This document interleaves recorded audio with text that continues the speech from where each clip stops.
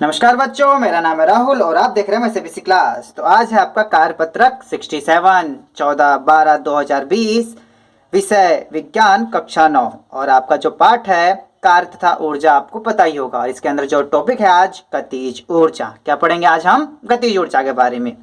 जिज्ञासा दीदी, गतिज ऊर्जा क्या होती है?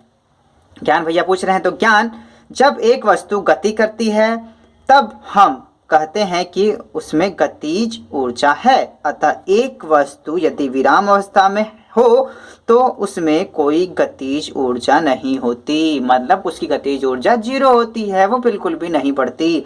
उदाहरण, बहता जल, लुढ़कती या गिरती पत्थर, बंदूक से निकली गोली आदि सभी गतिज ऊर्जा के उदाहरण हैं। आगे पढ़ते हैं। जिस प्रकार से आपने पिछली बार पढ़ा था उसी प्रकार से इसमें भी दिया गया है। अगर पिछली वर्कशीट आपको दिखाऊं तो पिछली वाली वर्कशीट में आपको कार्य बराबर दिया थे कार्य ऊर्जा के बारे में। तो इसमें दो चीजें इसमें भी थी, किसी वस्तु में कार्य करने की क्षमता को ऊर्जा कहते हैं, ठीक है। ऐसे इसमें भी दो टॉपिक है, इसमें गतिज ऊर्जा की बात पढ़ेंगे। किसी वस्तु की गति के कारण उसमें उपस्थित ऊर्जा को गतिज ऊर्जा कहते हैं। जैसे कि हमने ऊपर ही पढ़ा था, गतिज ऊर्जा को प्रभावित करने वाले कारक, वस्तु का द्रव्यमान और वस्तु का वेग। अधिक द्रव्यमान अधिक गतिज ऊर्जा, अधिक वेग अधिक गतिज ऊर्जा। सीधी सी बात है, जितना ज्यादा उसमें वजन, द्रव्यमान को हमेशा वजन से नहीं नापते, भार से नहीं नापते, आपको बार बार बताया गया है, लेकिन फिर भी आपको समझने के लिए भार, जितना ज्यादा द्रव्यमान होगा वस्तु का जो गतिज ऊर्जा होगी उतनी ही अधिक होगी। तो यहाँ पे आपके इसको समझाने के लिए एक फॉर्मूला भी दिया गया है। इसे किस प्रकार से लिखेंगे देखते हैं। गतिज ऊर्जा का गणितीय समीकरण। मान लीजिए कि एक वस्तु का द्रव्यमान m और u वेग से गति करती है, ठीक है। उसका वेग है वो u है। एक बल F उस पर कार्य करे a, त्वरण याद है, जो एकदम सीधे गति करता है एक लय में, उसे त्वरण कहते हैं। से उसके वेग में v और s दूरी तक विस्थापित कर देता है। अतः कार्य बराबर WFS, जैसा कि आप पहले भी पढ़ चुके थे, कार्य बराबर WFS। यदि गति के दूसरे नियम पर F बराबर ma ले, गति का दूसरा नियम F बराबर ma था, तो अतः W बराबर ma गुणे में S हो सकता है, क्योंकि F बराबर ma है। यहाँ पे अगर इसको समीकरण नंबर 1 ले लें तो समीकरण नंबर 1 से F की जगह ma लिख सकते हैं, F की जगह ma लिख सकते हैं, ठीक है। तो गति के तीसरा समीकरण जो था v square minus u square minus 2as, तो आपका अब यहाँ पे लिखेंगे जो s ले रखा है, बस केवल s का क्या है, मतलब ये जो s है, अब ये जो दोनों इसके साथ है ना, ये दोनों 2a इसके नीचे आ जाएगा, 2a नीचे आ जाएगा आपका, ठीक। मुश्किल नहीं है, बिल्कुल ही सिंपल है आपका।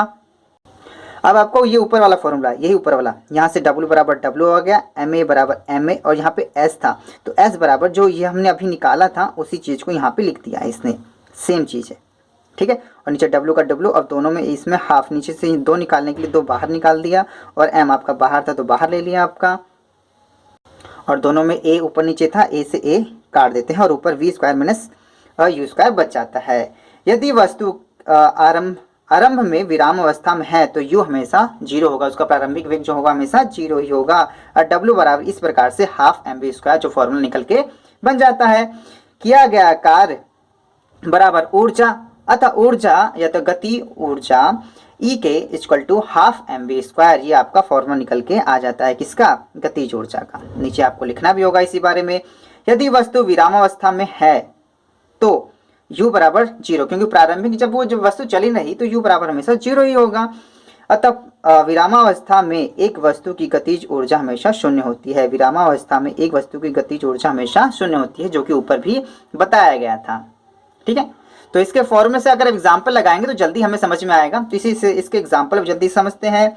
एक वस्तु जिसका द्रव्यमान 10 kg, द्रव्यमान हमेशा m बराबर 10 kg 10 किलोग्राम है और 4 मीटर प्रति सेकेंड वेग से चल रही है, इसकी गतिज ऊर्जा ज्ञात कीजिए जो इसमें गति करते समय है, ठीक है। तो m बराबर, देखो यह वस्तु के द्रव्यमान m बराबर 10 और जो किस वेग से चल रही है v बराबर 4 मीटर प्रति सेकेंड, और गतिज ऊर्जा का सूत्र था 1/2 हाफ mv स्क्वायर। यहाँ पे देखो 1/2 half mv square, 1/2 half mv square, 1/2 m बराबर 10 है यहाँ से, और v बराबर 4, तो 4 चौके 16, और यहाँ से 2 से 2 भी काट देंगे तो आपका जगह 8, 8 दाहीं 80, बिल्कुल आपका 80 आराम से आ जाएगा। बहुत ही सिंपल है, आप उदाहरण से जल्दी समझ सकते हैं। एक कार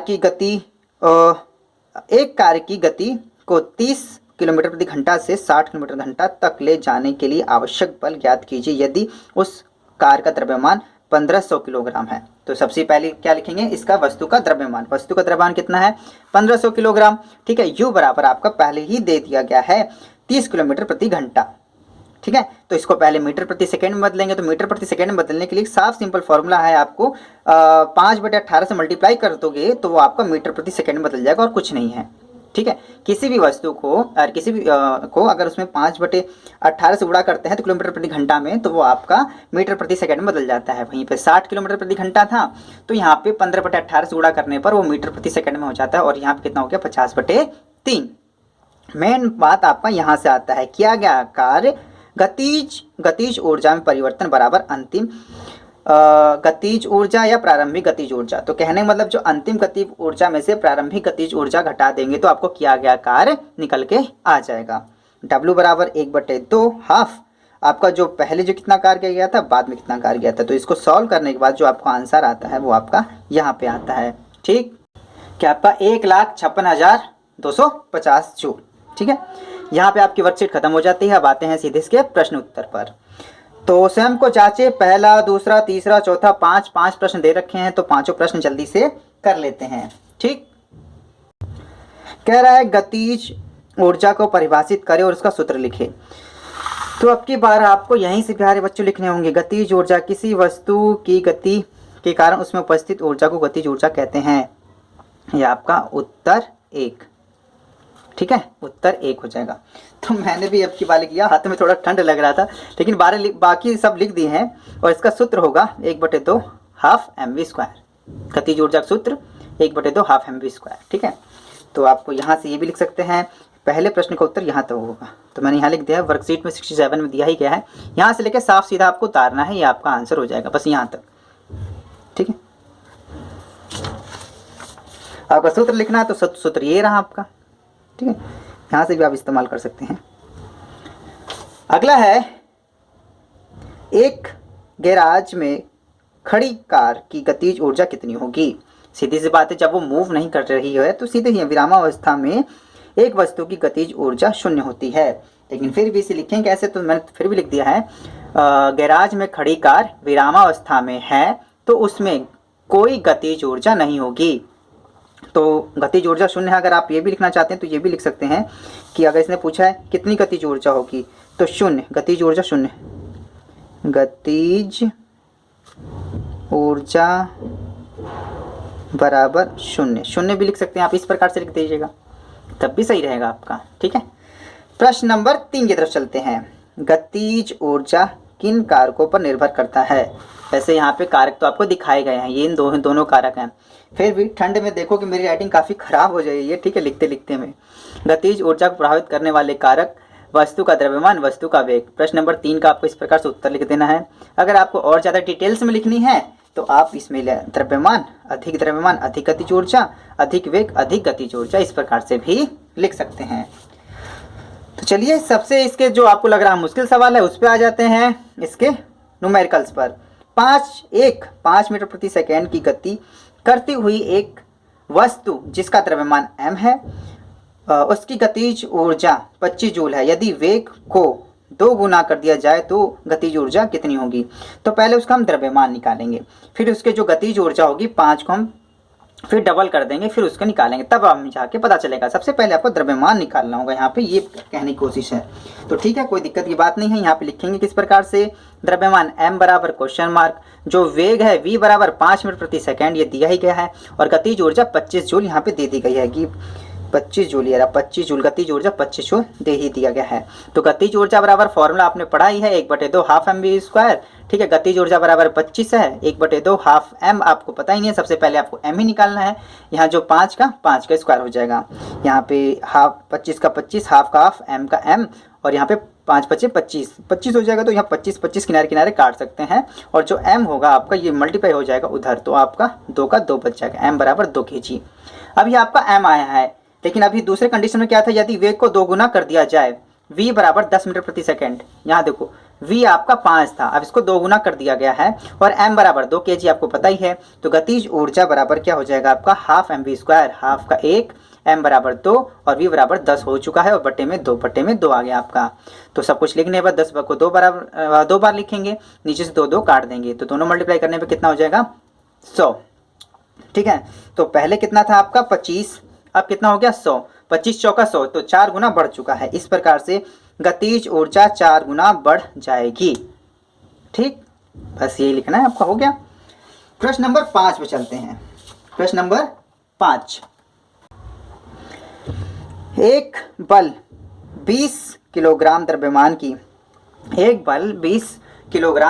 की एक वस्तु के वेग को 5 मीटर प्रति सेकेंड से 2 मीटर प्रति सेकेंड करते, कोई बल लग रहा है, उस वस्तु को 5 मीटर प्रति सेकेंड से 2 मीटर प्रति सेकेंड कर देता है। बल द्वारा किया गया कार्य और उस बल ने कितना कार्य किया वो सबसे पहले आपको बताना होगा। तो याद रखना, एक बार 2 बार सवाल लगेगा, एक बार 5 मीटर प्रति सेकेंड से, फिर 2 मीटर प्रति सेकेंड से। तो पहले वाले में से दूसरे वाले को घटा देंगे तो फिर पता चल जाएगा उसने कितना कार्य किया। ठीक है, तो आंसर लगाएं कैसे, यहाँ पे 2 बार लगाएंगे द्रव्यमान m बराबर 20 kg और ऊर्जा में परिवर्तन बराबर किया गया कार्य। तो यही है ऊर्जा में परिवर्तन बराबर किया गया कार्य। तो इस बार सवाल को एक बार 2 बार करके लगाएंगे। एम वी बराबर वही है और यहाँ पे भी एम वी बराबर वही है, लेकिन v बराबर 5 वी बराबर 2, वेग बराबर मतलब। तो गतिज ऊर्जा 1/2 half M V square, 1/2 half का हो जाएगा आपका 20 और वहाँ पे v बराबर 5, 5 गुणे 5, 2 दाई 10 का काटते हैं, 5 5 25, 25 दाई 250 जूल हो जाएगा। दूसरी बराबर लगाएंगे, v बराबर आपका 2 मीटर प्रति सेकंड होगा। गतिज ऊर्जा बराबर 1/2 हाफ एम वी स्क्वायर, 1/2 का हो m का आपका 20 हो जाएगा, 2 गुणे में 2, 2 से 2 काट देंगे, 2 दूना 4, 4 जूल हो जाएगा। और किया गया कार्य यही है आपका ऊर्जा में परिवर्तन। ऊर्जा में कितना परिवर्तन हुआ है आपका, पहले 250 था, अब 40, 250 में से 40 घटा देंगे, कितना आ जाएगा 210। यही आपका उत्तर है, यही आपका उत्तर है। ठीक, तो माय सीबीएसई क्लास की इस वीडियो को देखने के लिए धन्यवाद। जय हिंद, जय भारत।